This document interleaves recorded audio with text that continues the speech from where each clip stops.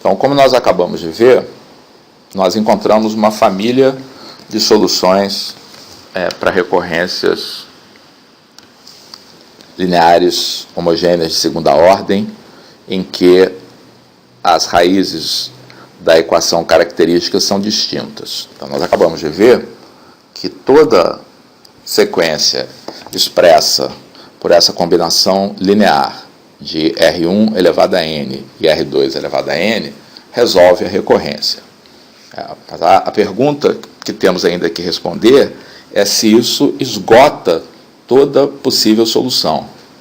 Então, o que esse teorema que nós temos na tela agora diz é que sim, que qualquer solução pertence a essa família gerada pelas sequências R1 elevado a n e R2 elevado a n. E para demonstrar esse fato, nós vamos recorrer à indução.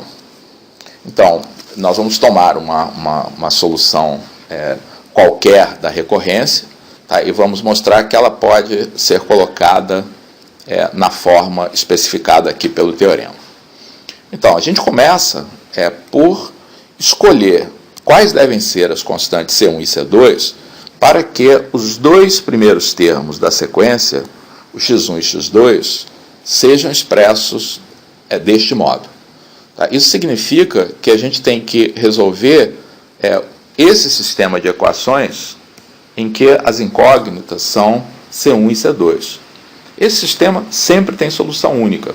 Para isso, basta observar que os coeficientes são R1, R1 ao quadrado, R2, R2 ao quadrado, que são diferentes de zero. O tempo todo a gente está supondo que o Q é diferente de zero, e, portanto, as raízes da equação característica são diferentes de zero, tá? O que faz com que essas duas equações nunca sejam proporcionais. E, com isso, a gente pode garantir que o sistema tem solução única. O que a gente vai mostrar, a partir dessa escolha de C1 e C2, vamos mostrar por indução que essa expressão C1 R1 elevado a n mais C2 R2 elevado a n funciona não somente para x1 e x2, nós escolhemos C1 de tal maneira que isso valha, mas também para todo n natural.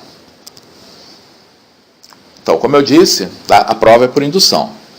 Nessa prova por indução, a nossa afirmativa da validade da expressão certamente ocorre para n igual a 1 e n igual a 2, porque nós escolhemos C1 e C2 de tal maneira que isso fosse verdade. Agora, nós vamos supor que a expressão vale para naturais n e n mais 1, tá? E onde nós queremos chegar, tá, é que a expressão vale, tá, para xn mais 2. Quer dizer, onde nós vamos querer chegar no final é em que xn mais 2 é igual a C1 R1 elevado a n mais 2 mais C2 R2 elevado a n mais 2. É claro que, para isso, nós vamos usar a hipótese de indução de que essa fórmula se aplica para n e n mais 1. Então, vejamos. Primeira coisa, vamos escrever xn mais 2 em termos de xn mais 1 e xn. Então, para isso, nós vamos passar esses termos para o segundo lado da igualdade. Naturalmente, agora vão ficar com o sinal negativo. Tá? E vamos escrever as expressões de xn mais 1, essa expressão de xn mais 1, e de xn. Por que essas expressões valem? Porque, pela nossa hipótese de indução, tá, nós temos a validade da fórmula para n e n mais 1. Muito bem. O que a gente quer fazer, tá, é obter para xn mais 2, tá, uma expressão análoga. Então, a primeira coisa é arrumar um pouco essa expressão, colocando os termos que dependem de C1 e os que dependem de C2, tá, em duas expressões separadas. Então, onde é que C1 aparece? C1 aparece aqui, multiplicando R1 elevado a n mais 1. O C1 aparece aqui, multiplicando R1 elevado a n. tá? Com o coeficiente Q do lado de fora, coeficiente P do lado de fora. Então, nós podemos rearrumar esses termos, colocando C1 R1 elevado a N em evidência. Tá? E aí, do primeiro parênteses, nós temos PR1, do segundo parênteses, nós temos o Q, tudo isso com o sinal de menos aqui do lado de fora. Analogamente, para C2, nós temos a expressão obtida substituindo C1 e R1 por C2 e R2.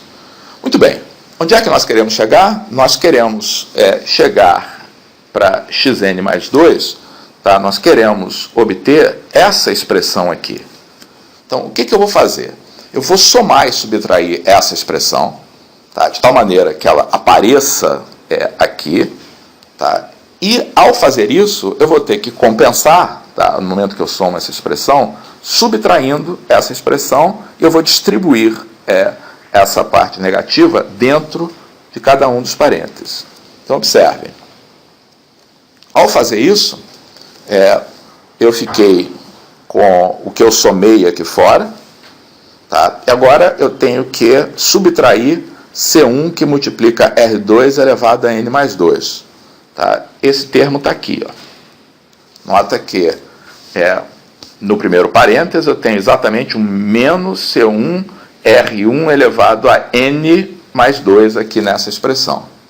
Analogamente, tá? Aqui eu tenho o termo que compensa o C2 que multiplica R2 elevado a N mais 2.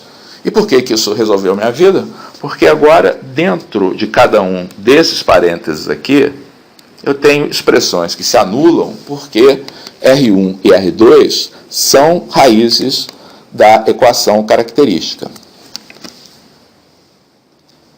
Então, observem que o resultado final é que, como eu queria, o xn mais 2 tá, vai ser igual unicamente ao que sobrou aqui, já que isso aqui é zero, tá, isso aqui é zero também.